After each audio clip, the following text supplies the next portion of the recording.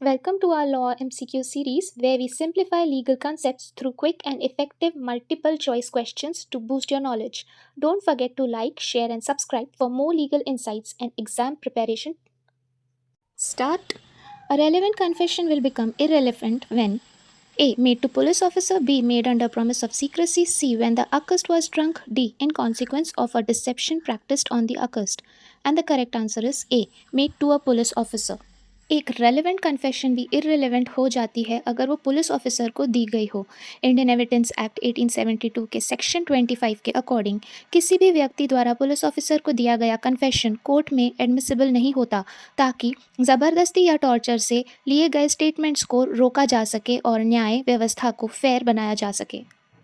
Next question, admissions are options A conclusive proof, B may operate as estoppels, C always irrelevant, D none of the above, and the correct answer is may operate as estoppels.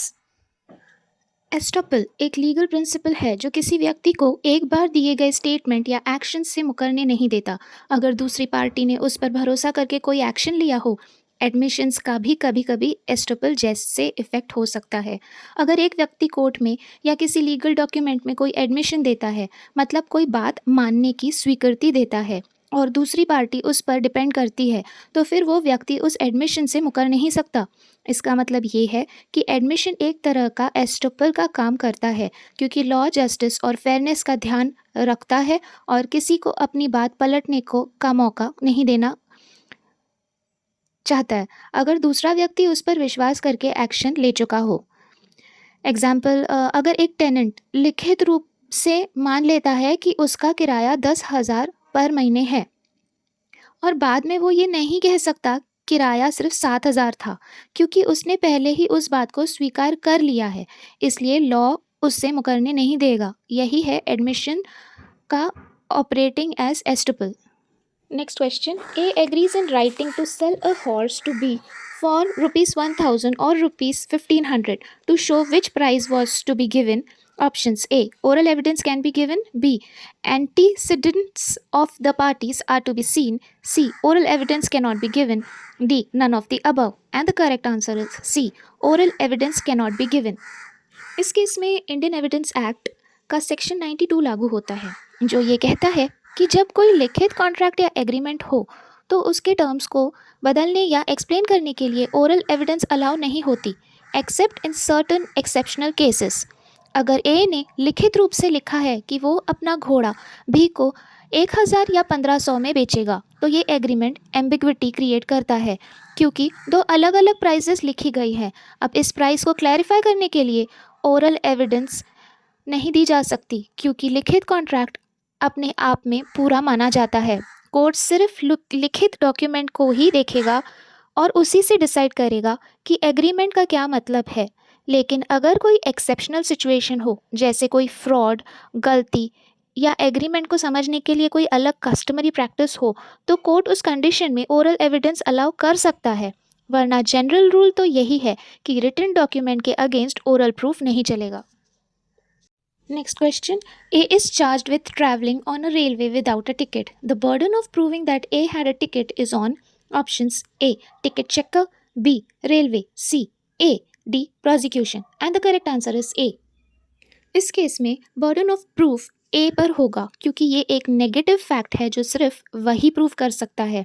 Indian evidence act के section 101 के हिसाब से जो भी किसी fact का दावा करता है उसको उसका प्रूफ देना होता है। यहाँ प्रोसिक्यूशन सिर्फ इतना प्रूव करेगा कि ए बिना टिकट के ट्रैवल कर रहा था, लेकिन अगर ए के पास टिकट था तो उसका सबूत देने की जिम्मेदारी ए के पास खुद पर होगी। ये प्रिंसिपल नेगेटिव प्रूफ बर्डन कहलाता है। मतलब जब एक व्यक्ति किसी ऐसी चीज़ का दावा करे जो उसके खुद के पास होने का सबूत है, तो उसका ही उसको प्रूफ खुद को देना होगा। टिकट ए के पास एक पर्सनल डॉक्यूमेंट है, इसलिए सिर्फ वही ये दिखाने के लिए जिम्मेदार होगा कि उसके पास वैलिड टिकट था या नहीं। अगर वो ये प्रूव नहीं कर पाता तो मान लिया जाएगा कि वो बिना टिकट के ट्रैवल कर रहा था। Next question, what is the provision about an accomplish? A. He is not a competent witness. B. His evidence is irrelevant. C. His evidence should be believed blindly. D. His evidence is relevant under section 114 and 133 of Evidence Act. And the correct answer is D. His evidence is relevant under section 114 and 133 of Evidence Act.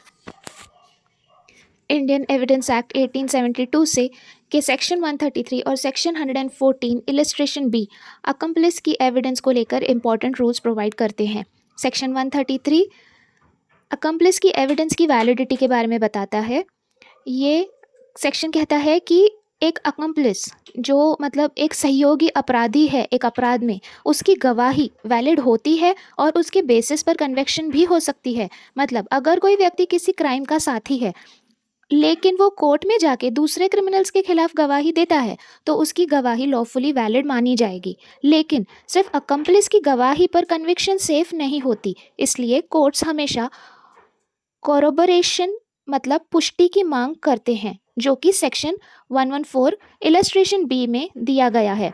Section 114 accomplice की evidence को suspicion में देखने को कहता है। ये section बताता है कि नॉर्मली एक अकम्पलिस की गवाही सस्पेक्ट होती है क्योंकि वो खुद भी क्राइम में शामिल था, इसलिए जब तक उसकी गवाही किसी और रिलायबल एविडेंस से कोरैबोरेट ना हो तब तक उस पे अकेला भरोसा करना रिस्की होता है। Next question, what number of witness will be required for the proof of any fact? A. No particular number. B. At least one eyewitness. C. Two witnesses with regard to documents. D. One party and one witness. And the correct answer is A. No particular number. ये principle Indian evidence act के section 134 में दिया गया है। इस section के हिसाब से किसी भी फैक्ट को प्रूव करने के लिए किसी स्पेसिफिक यानी फिक्स्ड नंबर ऑफ विटनेसेस की ज़रूरत नहीं होती। लॉ ये नहीं कहता कि किसी फैक्ट को प्रूव करने के लिए 2 या 3 या 5 गवाह ज़रूरी हैं। अगर एक ही विटनेस सच और रिलायबल है तो उसकी गवाही पर भी पूरा डिसाइड केस कर सकते हैं। क्वालिटी ऑफ एविडेंस इम्पॉर्टेंट होती है, क्वांटिटी नहीं। अगर एक मर्डर केस है उसमें सिर्फ एक ही पर्सन ने आई विटनेस किया है उस मर्डर को, लेकिन उसकी टेस्टिमनी स्ट्रॉन्ग, कंसिस्टेंट और क्रेडिबल है तो उसके बेसिस पर अकस्ट को कन्विक्ट किया जा सकता है। Next question, leading question. Option A may be asked in examination in chief, B may be asked in cross examination, C may be asked in re examination, D can not be asked in any circumstances. And the correct option is B may be asked in cross examination. ये principle Indian evidence act के section 143 में दिया गया है। Leading questions वो होते हैं जिसमें क्वेश्चंस पूछने वाला जवाब का एक निश्चित डायरेक्शन दे देता है, जैसे कि सवाल के ज़रिए आंसर सजेस्ट कर रहा हो। जैसे कि एग्जाम्पल, सामने वाले विटनेस से अगर कोई ये क्वेश्चन पूछे, तुम वहाँ मौजूद थे जब मर्डर हुआ था, है ना? मौजूद थे ना? है ना? मौजूद थे ना? इसमें क्वेश्चन आंसर को हिंट कर रहा है, इसे ही बोलते हैं लीडिंग क्वेश्चन। क्रॉस एग्जामिनेशन में ऐसे क्वेश्चंस अलाउड होते हैं क्योंकि इसका मेन पर्पस होता है विटनेस की क्रेडिबिलिटी को टेस्ट करना, कॉन्ट्राडिक्शंस ढूंढना या सच सामने लाना। इसलिए क्रॉस एग्जामिनिंग लॉयर को ये छूट होती है कि वो विटनेस से शार्प, डायरेक्ट और लीडिंग क्वेश्चंस पूछ सके। Leading questions examination in chief मतलब जब अपने ही विटनेस से सवाल पूछे जाते हैं में नॉर्मली अलाउड नहीं होते जब तक उसकी कोर्ट परमिशन ना दे। सो क्रॉस एग्जामिनेशन में लीडिंग क्वेश्चंस अलाउड हैं ताकि सच को इफेक्टिवली अनकवर किया जा सके और विटनेस की बात को अच्छे से टेस्ट किया जा सके। Next question, which is not the main principle that underlies the law of evidence? Options, A. Evidence must be confined to the matter in issue. B. Hearsay evidence must not be admitted. C. Hearsay evidence must be admitted. D. The best evidence must be given in all cases. And the correct option is C. Hearsay evidence must be admitted. Hearsay evidence का मतलब होता है सुनी बातें, यानी witness खुद किसी चीज़ का डायरेक्ट एक्सपीरियंस नहीं रखता बल्कि दूसरे किसी व्यक्ति से सुनकर वो बात आके कोर्ट में बोलता है। एग्जाम्पल, अगर कोई विटनेस आके कोर्ट में कहे, मुझे सी ने बताया कि उसने बी को मर्डर करते देखा, तो ये हेयरसे एविडेंस है क्योंकि विटनेस ने खुद मर्डर नहीं देखा है, सिर्फ किसी और से सुना है। इंडियन एविडेंस एक्ट ये क्लियरली कहता है कि नंबर 1, हियर से एविडेंस जनरली इनएडमिसिबल होती है क्योंकि ये अनरिलायबल होती है। और नंबर 2, लॉ ऑफ एविडेंस का मेन प्रिंसिपल ये है कि सिर्फ वही एविडेंस अलाउ होगी जो डायरेक्ट हो या जिसमें विटनेस ने खुद देखा है, सुना है या एक्सपीरियंस किया है। Section 60 of evidence act oral evidence भी डायरेक्ट हो ऐसा कहता है। इसमें कुछ एक्सेप्शंस है। कुछ लिमिटेड सिचुएशंस में हियर से एविडेंस एडमिट की जा सकती है, जैसे number 1, dying declaration under section 32। Number 2, statements made in the course of business and public documents. Next question. A witness was asked whether he was not dismissed from a post for dishonesty. He denies it. The evidence is offered to show that he was dismissed for dishonesty. Options. The evidence is admissible if it comes from the plaintiff's side. B. The evidence is admissible if it comes from defendant's side. C. The evidence is admissible. D. The evidence is inadmissible. And the correct answer is D. The evidence is inadmissible. Indian evidence act के section 153 के हिसाब से अगर witness से कोई ऐसा question पूछा गया हो जिसकी क्रेडिटेबिलिटी को अटैक करता हो और उसने उस बात को डिनाई कर दिया हो, तो उस डिनायल को कॉन्ट्राडिक्ट करने के लिए एक्सट्रिंसिक एविडेंस यानी बाहर का एविडेंस अलाउ नहीं होता है। इन केस में विटनेस से पूछा गया कि क्या उसे डिसऑनेस्टी के लिए नौकरी से निकाला गया, उसने डिनाई कर दिया। अब उस डिनायल को झूठ साबित करने के लिए अगर आप दूसरा एविडेंस लाना चाहते हो, जैसे डिसमिसल का रिकॉर्ड, तो वो इनएडमिसिबल होगा। इसमें कुछ एक्सेप्शंस में कॉन्ट्राडिक्शन एविडेंस अलाउ होता है, जैसे नंबर 1, अगर विटनेस ने किसी और विटनेस के स्टेटमेंट को कॉन्ट्राडिक्ट किया हो। नंबर 2, अगर उसके कैरेक्टर का स्पेसिफिक एस्पेक्ट रेलेवेंट हो। लेकिन सिर्फ क्रेडिबिलिटी अटैक करने के लिए एविडेंस देना जब विटनेस डिनाई कर चुका हो अलाउड नहीं है। Next question. When a party refuses to produce a document which he had noticed to produce, options A, he cannot use the document as evidence without the consent of opposite party or the order of the court. B, objection of opposite party is worthless. C, order of court not necessary. D, document will be deemed to be an admitted document. And the correct answer is A, he cannot use the document as evidence without the consent of opposite party or the order of the court. Indian evidence act के section 164 कहता है, अगर किसी party को notice दिया गया हो कि वो कोई डॉक्यूमेंट कोर्ट में प्रोड्यूस करे, लेकिन वो उस डॉक्यूमेंट को लाने से इनकार कर देता है, तो फिर वो पार्टी खुद उस डॉक्यूमेंट को एविडेंस के रूप में यूज़ नहीं कर सकता जब तक ऑपोजिट पार्टी उसके यूज़ की परमिशन ना दे। सेकंड, कोर्ट उसके यूज़ की परमिशन ना दे।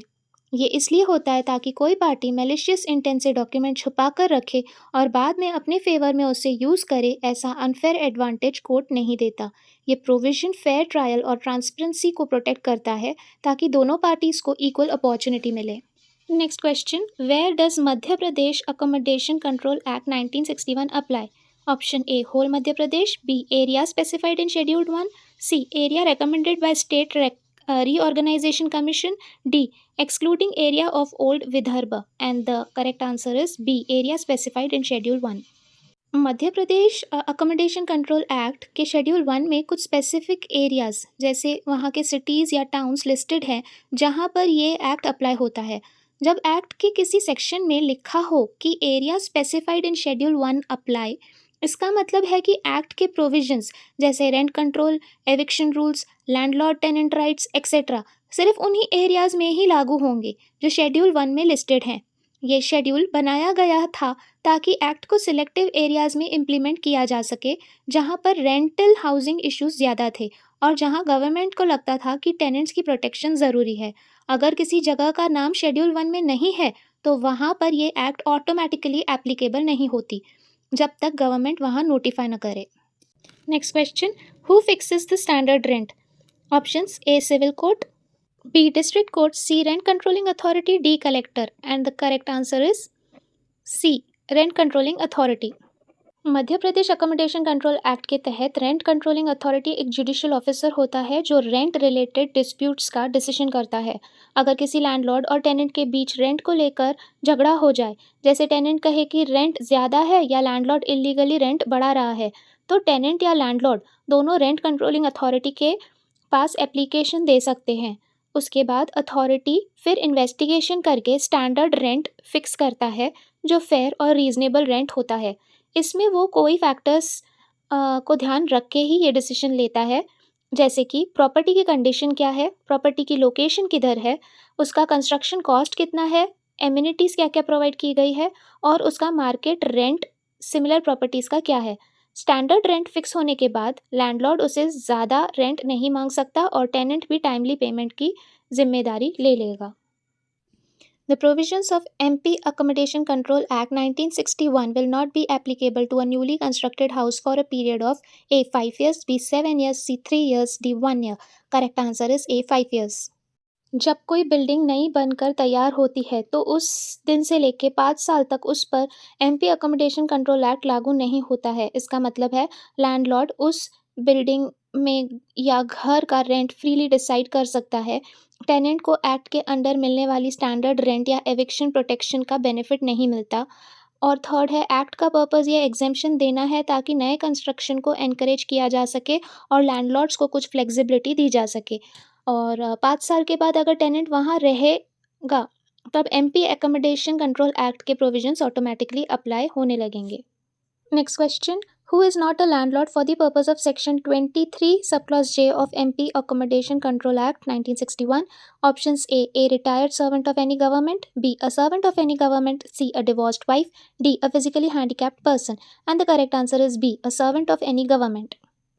सेक्शन 23 जे के पर्पस के लिए लैंडलॉर्ड का मतलब होता है कोई व्यक्ति जो रिटायर्ड हो चुका हो किसी गवर्नमेंट सर्विस या नोटिफाइड इंस्टीट्यूशन से। अगर कोई व्यक्ति अभी भी सरकारी नौकरी में है तो उसे सेक्शन 23 जे के तहत लैंडलॉर्ड नहीं माना जाएगा। इसका मतलब ये है कि एक वर्किंग गवर्नमेंट सर्वेंट को वो स्पेशल राइट्स नहीं मिलते जो एक रिटायर्ड लैंडलॉर्ड को मिलते हैं, जैसे कि simplified eviction process for personal need. Next question, the rent controlling authority should not below the rank of options A Tehsildar, B Assistant Superintendent Land Records, C Deputy Collector, D Civil Judge, and the correct answer is C Deputy Collector. Under MP Accommodation Control Act, rent controlling authority एक ऐसे officer होते हैं जिससे state government appoint करती है सारे rent related dispute solve करने के लिए। इस एक्ट के अकॉर्डिंग ये अथॉरिटी डेप्यूटी कलेक्टर के रैंक से नीचे नहीं होना चाहिए। इसका मतलब है जो भी ऑफिसर रेंट कंट्रोल केसेस का डिसीजन लेगा उसका रैंक कम से कम डेप्यूटी कलेक्टर का होना चाहिए ताकि वो कॉम्पिटेंट और क्वालिफाइड हो ऐसे सिविल मैटर्स को हैंडल करने के लिए। Next question, where an order for the eviction of tenant is made on the ground specified in clause E of subsection 1 of section 12, the landlord shall not be entitled to obtain possession thereof before expiration of a period of options A 1 year, B 6 months, C 3 months, D 2 months, and the correct answer is D 2 months. Section 12 sub clause 1 ई के under अगर landlord tenant को evict करने का order ले लेता है इस ground पर कि वो खुद या उसका फैमिली मेंबर उस अकोमोडेशन में रहना चाहता है, जो एक बोनाफाइड रिक्वायरमेंट है, तो लैंडलॉर्ड को तुरंत पोजेशन नहीं मिलता। लॉ कहता है कि एविक्शन ऑर्डर के बाद भी लैंडलॉर्ड को पोजेशन लेने के लिए कम से कम 2 महीने इंतज़ार करना पड़ेगा। ये 2 महीने का समय टेनेंट को दिया जाता है ताकि वो ऑल्टरनेटिव अरेंजमेंट कर सके और बिना अनड्यू हार्डशिप के प्रॉपर्टी छोड़ सके। Next question, where a landlord has acquired any accommodation by transfer, he cannot bring a suit for eviction on the grounds specified in clause E or L, subsection 1 of section 12, so long. Options are 1 year has not elapsed, B 6 months has not elapsed, C 3 months has not elapsed, D 2 months has not elapsed. अगर landlord ने कोई accommodation transfer के ज़रिए जैसे खरीद कर या gift के रूप में एक्वायर किया है तो वो सेक्शन 12(1) ई बोनाफाइड पर्सनल नीड या section 12 sub clause 1 L building unfit for use या रिपेयर के लिए खाली करवाने के ग्राउंड्स पर एविक्शन का केस तब तक फाइल नहीं कर सकता जब तक 1 साल पूरा ना हो जाए उसके नाम ट्रांसफ़र होने के बाद। ये प्रोविज़न इसलिए है ताकि लैंडलॉर्ड्स तुरंत प्रॉपर्टी लेकर टेनेंट्स को निकालने का मिसयूज़ ना करें और टेनेंट्स को भी कुछ स्टेबिलिटी मिले।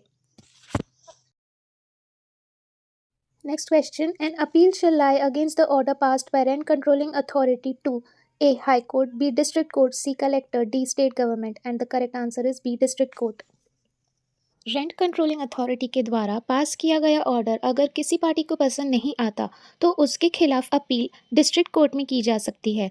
ये अपील का राइट एक्ट में दिया गया है ताकि जो भी पार्टी जैसे लैंडलॉर्ड या टेनेंट डिसीजन से डिससेटिस्फाइड हो वो हायर अथॉरिटी के सामने अपनी बात रख सके। डिस्ट्रिक्ट जज उस अपील को सुनता है और डिसाइड करता है कि रेंट कंट्रोलिंग अथॉरिटी का ऑर्डर सही था या नहीं। Next question. Who is not a member of family for the purpose of MP Accommodation Control Act? A. Unmarried daughter. B. Unmarried sister. C. Grandson living separately. D. Grandfather. And the correct answer is C. Grandson living separately. MP accommodation control act के context में अगर grandson अपने दादा दादी से अलग रह रहा है यानी उसका सेपरेट रेसिडेंस और इंडिपेंडेंट लाइफ है तो उसे मेंबर ऑफ फैमिली नहीं माना जाता। जब लैंडलॉर्ड एविक्शन ग्राउंड के रूप में ये कहना चाहता है कि उनके किसी फैमिली मेंबर को अकोमोडेशन की ज़रूरत है, सिर्फ वही लोग फैमिली के अंडर आते हैं जो लैंडलॉर्ड के साथ डिपेंडेंट है या उनके साथ रहे हैं, ये जिनके लिए लैंडलॉर्ड जेन्युइनली अकोमोडेशन चाहते हैं। अलग रहने वाले ग्रैंडसन जनरली इस डेफिनेशन में कवर नहीं होता। सो फ्रेंड्स, मिलते हैं अब दूसरे वीडियो में और इसी तरह लॉ के एमसीक्यूज़ के साथ। अगर आपको डीप नॉलेज चाहिए तो प्लीज़ हमारे चैनल को सब्सक्राइब करें। Thank you.